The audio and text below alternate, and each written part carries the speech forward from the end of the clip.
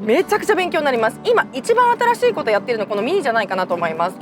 ちゃんとドライビングプレジャーが与えられているっていうところがちょっと感動ポイントでもあって、わー楽しいってなっちゃうぐらい、すごくガラッとキャラ変するっていうね、面白さもあります。車好きな人ほどちょっとこれぜひ試乗してみてもらいたいですね。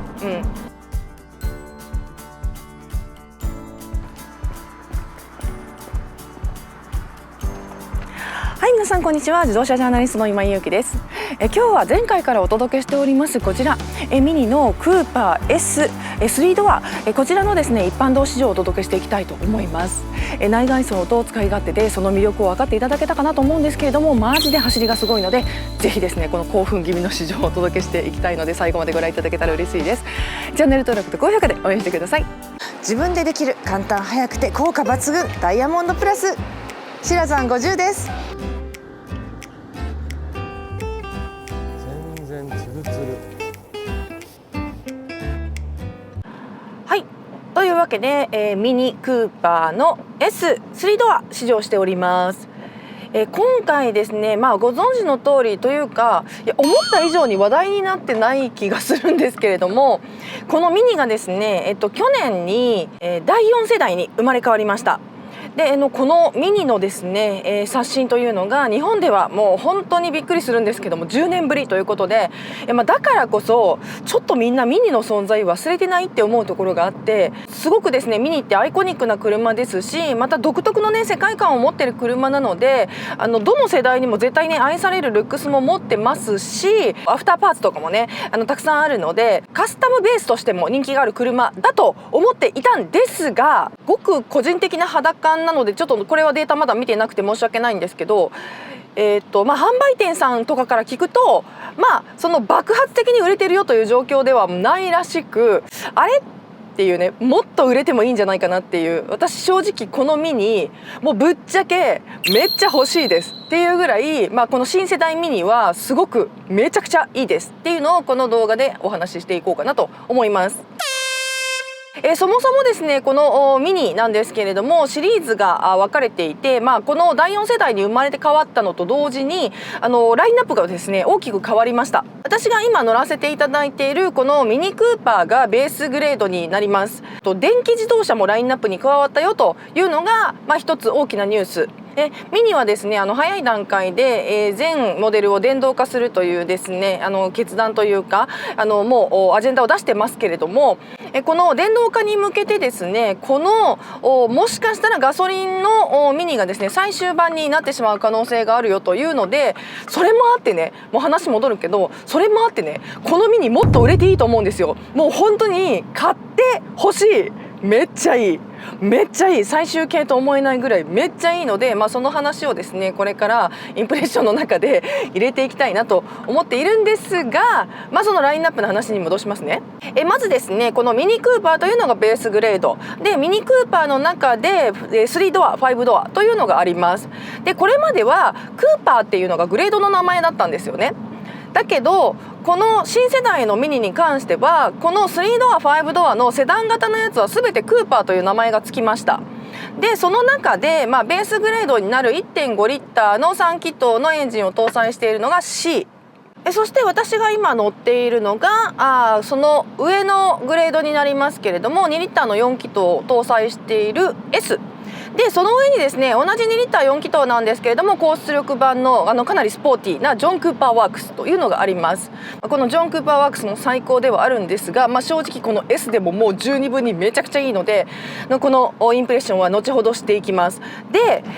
それ以外に3ドアのみにはですね E、電気自動車が追加されました。でこの電気自動車が一つのグレードとしてあるんですけれども、その E にも出力違いでベースの E とそれからハイパフォーマンス版の SE があるよというのが基本的なグレードです。5ドアに関してはこの C と S、ガソリンエンジンだけの構成になっていて、じゃあ5ドアの電気自動車買いたい時はどうしたらいいのという話には、なんとですねこれもぜひですね過去動画見ていただきたいんですが、私コペンハーゲンで乗ってきましたエースマンというね電気自動車の専用 SUV コンパクト SUV がありますので、ミミニのですね5ドアの電気自動車乗りたい人はエースマン一択になりますよというグレード構成になっています。でどれもすごくユニークですし、さらにですねこの3ドア5ドアっていうですねもともとその BMW の1シリーズとプラットフォームを共用しているですねコンパクトなハッチバックセグメント、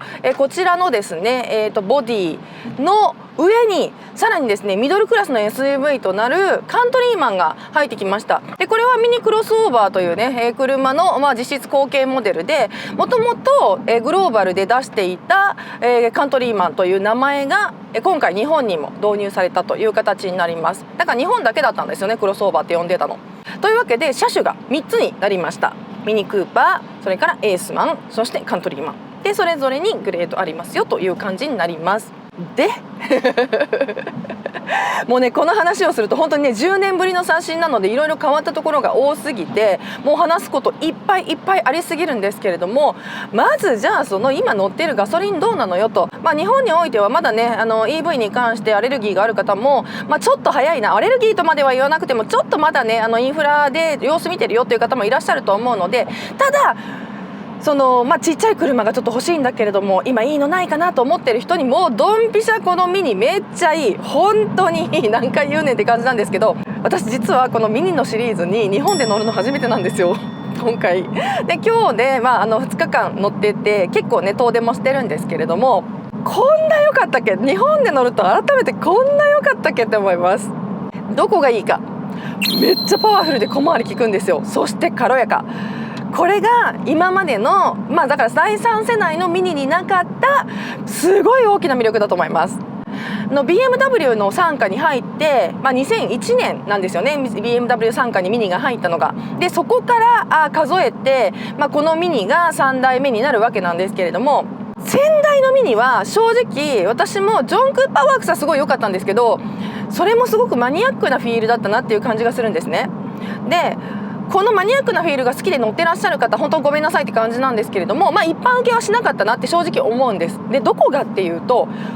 重いんですよ。すごい重厚といえばそうなんですけれども、例えばハンドルもすんごい重捨てっていうぐらい重いし、ペダル類もある程度の反力があるというかね、でグッと踏むとすごくねしっかり進むんですけれども、ちょっとこの可愛いルックスに対して操作感が個性的すぎて、うわーミニかわいい乗りたいって言って選ぶと失敗するでっていうような、ちょっとね山椒は小粒じゃないんですけどもね、このミニも山椒は小粒でヒリリと辛いみたいな感じのちょっと個性的な車だったなと。結構ね初心者が容易に可愛さのあまり手を出すと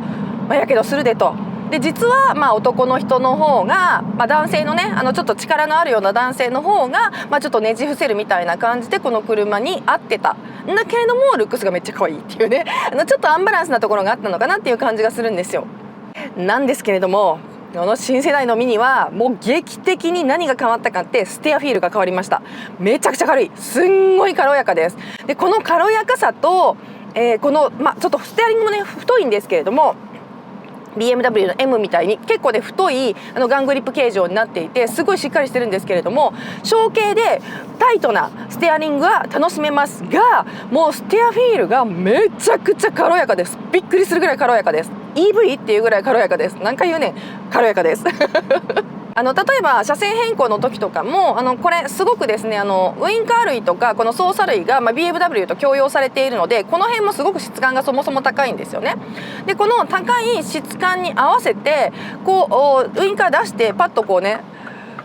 今ね見ました？戻りますね、はい戻りますよ、はい、このウインカーの出してもうちょっとだけ切っただけでしょ。今ほんのちょっと今ねちょっと長いカーブ曲がってますけれども、もうちょっと切っただけでスルンっていくんですよ。しかも今私片手で操作してますけれども、本当にね大げさじゃなく指一本で操作できるんじゃないかっていうぐらいもうめちゃくちゃ軽やかかつめちゃくちゃ直進しっかりしてるんですよ。正直このミニっていうのはこれはディメンションの話になりますけれども、結構四角いねボディをしています。で、前輪と後輪が割とボディの四隅にしっかり配置された形をしているので、そもそも接地感が高い、それがですねミニ伝統のゴーカートフィーリングを生み出しているっていうところも正直あるんですけれども、昔はね、しかもそれにタイヤがもっとボディが軽くてタイヤが細かったので、もっとね半分皮肉な意味でもゴーカートフィーリングって言ったんじゃないかなと思うんですけれども、このですね新しい世代のミニはそのゴーカートフィーリングっていうのをハンドリングでも楽しめるようになってるっていうのがすんごい大きな魅力だと思うんですよね。だから女性でも全然しんどくなく、すごく軽やかに運転ができる、クイックなんですよ、すごく。でここもいいところはクイックなんですけれども過敏じゃない。例えばそのちょっとした入力に対して過剰に反応したりはしないんだけれども、自分の操作に対してはものすごい素直っていうところのバランスがとってもいいんですよね。で、このディメンションも手伝ってですね、直進安定性も抜群ということで、もうですねすんごい楽しかったです。で昨日もちょっと千葉の方に走りに行ってて、で道の駅行ったりとか内外装を撮ったりとかしていて、すごく楽しんで試乗させていただきました。でうちの動画では珍しいんですけど、内外装使い勝手とインプレッションを違う日に撮るっていうことがあんまりないんですけど、なので今日ちょっと雨なんですけれども、こうしたくなっちゃうぐらい、今日もちょっと長く乗りたいなって思っちゃうぐらい運転がすんごい楽しいんですよね。で、こちらのですねエンジンなんですけれども、2リッターの直4エンジンが搭載されています。204PS の300ニュートンメーターというですね結構しっかりした初弦が出ます。でこの初弦も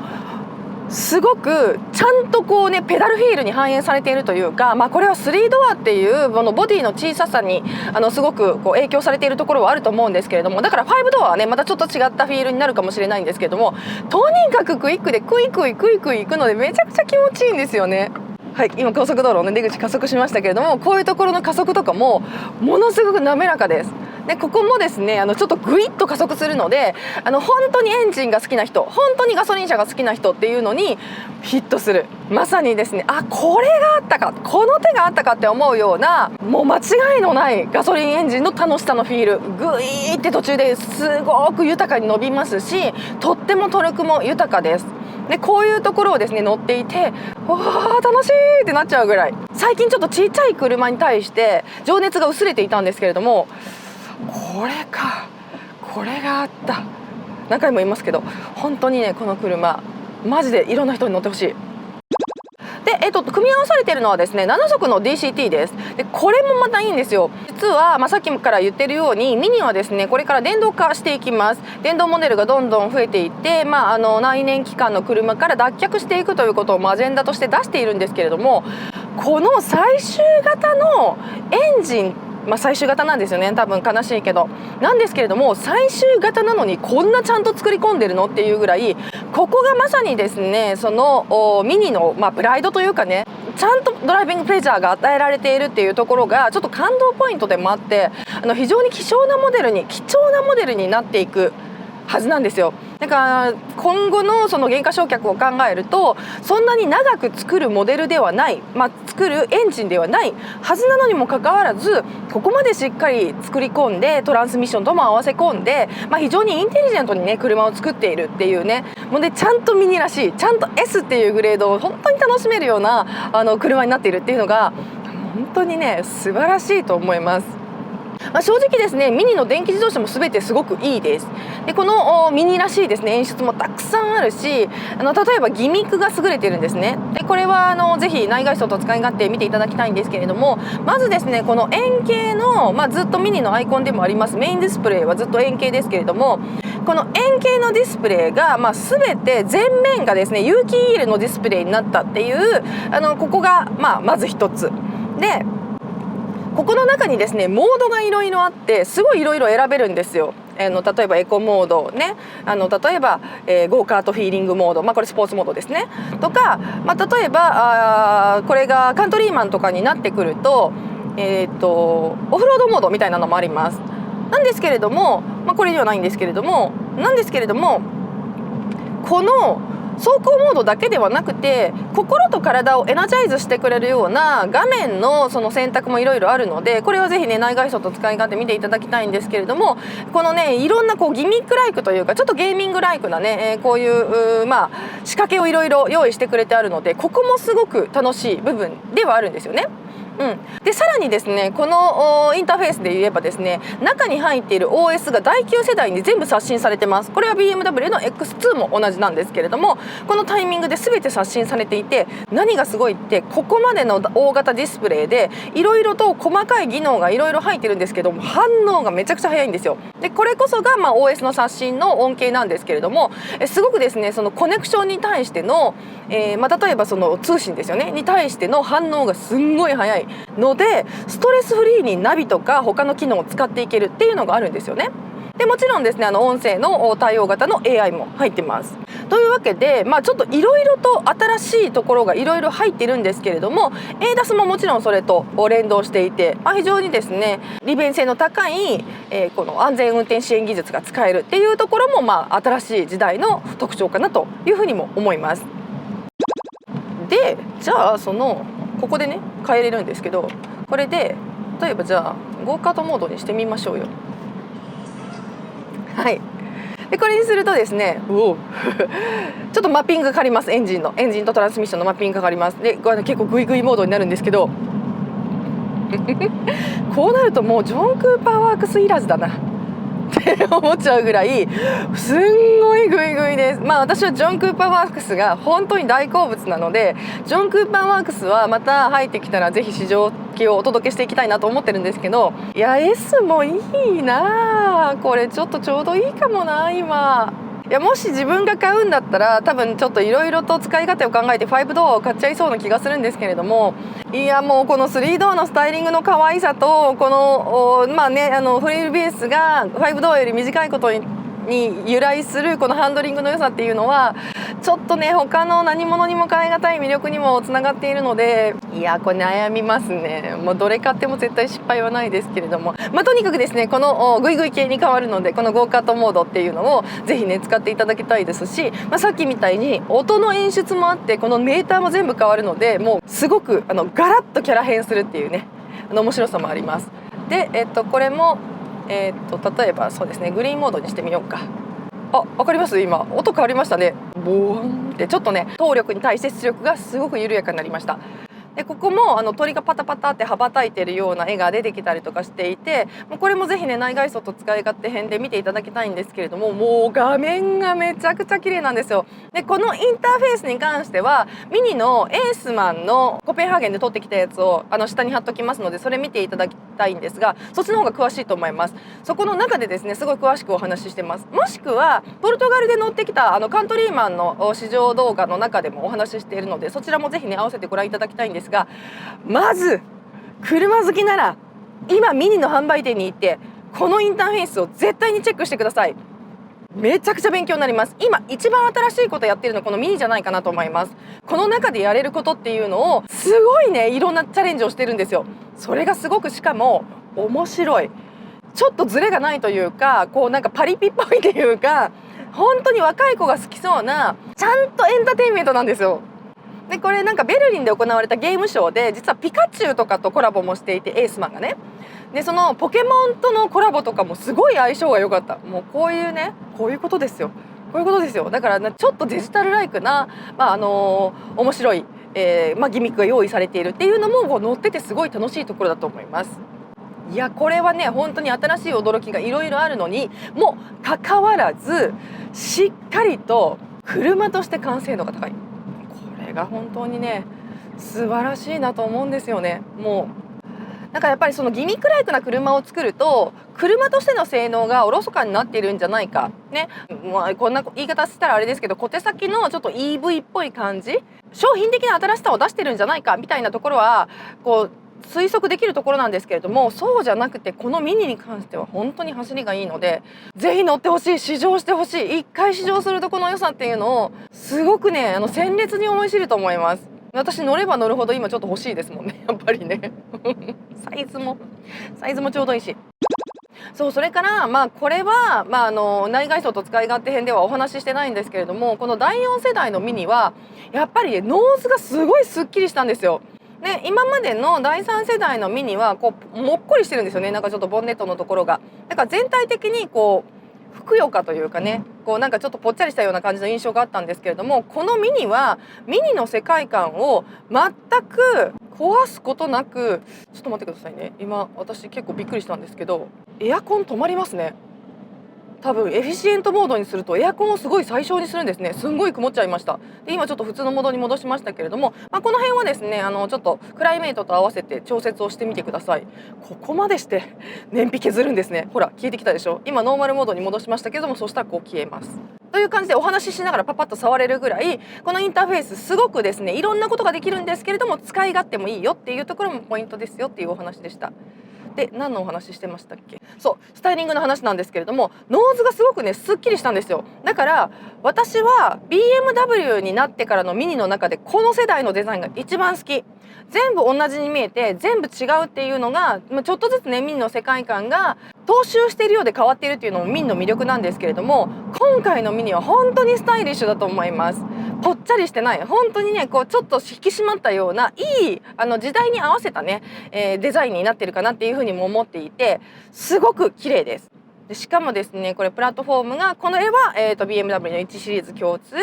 で、これから上になると例えばエースマンとカントリーマンをですね上のミドルクラスのプラットフォームになっているので、そこのプラットフォームの使い分けもねうまくなっていて、あとですね上手にモジュール化も使っているので、実はこのEV のプラットフォームとガソリンのプラットフォームはこのクーパーに関しては違うんですけれども、でもですねこのエースマンと例えばカントリーマンとかモジュラー化っていうのをうまく使っているので、こうコストをうまく分散してうまく車を作っているなっていう感じもするんですよね。だからビジネスをすごくちゃんと見ているっていうところもあると思います。そうビジネスをねうまく使っているっていう意味で感動するのは、もう今 BMW って本国で発売されたスケジュールとほぼ同じスケジュールでですね新車が日本に入ってくるんですよ。でこれってやっぱり右ハンドルの生産とかをちゃんと見越している、生産計画に入れているっていうことでもあって、この辺もねやっぱり良心的だなというか、ちゃんとしてるなっていうね、世界のグローバルマーケットを等しく大事にしてるなっていうか。でなんかやっぱり日本のマーケットでね独特の車作りをしなければいけない、まずハンドル右側だしっていうのもあって、やっぱりローカライズってすごく難しいと思うんですけれども、そういうところがちゃんとなされているっていうところにもこのミニのですね良心というか会社としてのですねこう魅力っていうのをすごく感じるんですよね。ということをいろいろ含めて、本当に何が言いたいかと言ったら、乗ってくださいと。今のミニちょっとみんな存在忘れてませんかと。本当にめちゃくちゃいいですよ。で一つ、これは大きな好みが分かれるなって思うところがあるので、そこをお話していきたいんですが、サスペンションです。この足が思った以上に硬いです。でこの硬いのがまた私からするとミニの魅力でもあるんですよね。特にこれ S ですし、これぐらい締まってるとすっごいいいです。で例えばこうやって今高速道路走ってるんですけれども、こういうね平滑な路面走ってると本当にいいですし、ちょっと締まってた方がコーナリングとかもすごい楽しいし、でこの締まりがまためちゃくちゃね絶妙なんですよね。硬すぎないで、硬いんですけれども突っ張ってる感じがないというかね、ちゃんと伸縮しているんですけれども硬いですよっていうところがあるので、もうあとミニらしい、もうとにかくミニらしいっていうこの性格ね、ミニっていうミニバイアスがかかっているので、ミニっていう性格をこう鑑みるともう全然嫌じゃない、むしろええやんみたいな感じなんですよ、この硬さが。ただですよ、初めてこういうルックスで見てミニかわいい、今井がそんなに言うなら乗ってみようかな、めっちゃいいなと思って乗った時に買ったって思うと思うので、そこだけはもう言っときますね。特に一般道ではめちゃくちゃこの硬さをすごく強く感じます。で昨日は千葉の山の方に走りに行っていたので、結構路面荒れたりとか、またアンジュレーションあったりとかボコボコしてるようなところも行ったんですけれども、ほら田舎の道ってこうくねっていてうねっていて、でちょっとこうジャンピングスポットみたいになってるとこあるじゃないですか。でジャンピングスポットみたいなところにいい感じの速度で入っていくとマジで飛びます足が硬いのでピョーンって本当にパーンって跳ねます。でそこがちょっと好みが分かれるかな。ただこれがミニの魅力なので、ミニってこういう感じなのね、こういう性格なのねっていうのを頭に入れてから乗っていただくと、そこも愛せるポイントになってくると思います。そうなんですよ。だから私からするとミニがこれぐらい硬い足を持ってるっていうのはむしろ交換ポイントで、いやこういうの欲しかった、こういうさ路面からのインフォメーションカンカン入ってくる車欲しかったわ、けど普通に乗ってたらちゃんと高級感があって、しかも可愛く見られる可愛く見られるのに、実はめちゃめちゃ車好きにフィットした車なんやでっていうところをこうね、こううまいバランスなんですよね。だからだからこそ選ばれにくいっていうところもね、もちろんこれ諸刃の剣だと思うんですけれども、あるとは思うんですが、とにかくちょっと私はこう歴代ミニの中で今一番欲しいのがこれかなっていう感じがしてます。めっちゃいい。車好きな人ほどちょっとこれぜひ試乗してみてもらいたいですね。車買ったら白山50、誰でも簡単施工できます。はい、というわけで今日はこちらミニクーパー S3 ドア、試乗編をお届けしてまいりました。いかがだったでしょうか。いや欲しいです。もうめっちゃいいです。パワートレインもいろいろと揃ってますし、非常にですね選択肢が豊かという以上に、どれに乗ってもミニらしいっていうのがこの世代のミニの特徴だと思います。他のミニシリーズの動画も下の概要欄から見ていただけると嬉しいです。それでは今日も最後までご覧いただきましてありがとうございました。チャンネル登録と高評価で応援してください。自動車ジャーナリストの今井ゆうきでした。バイバイ。